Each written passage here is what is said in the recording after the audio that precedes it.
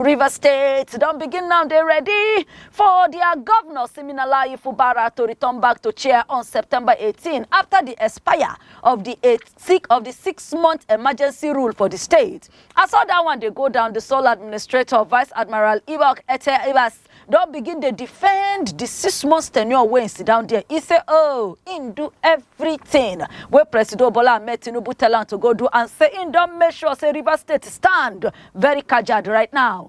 But the opposition party, they say, forget, shine your eye, touchlight all waiting Ibas do inside this 6 months, especially item manage the state resources for the 6 months.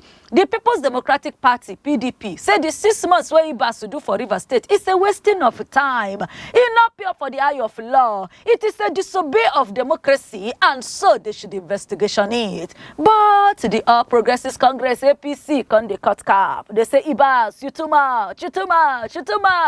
Say he maintain peace. He confirmed the right of country people during the 6 months where he work as sole administrator.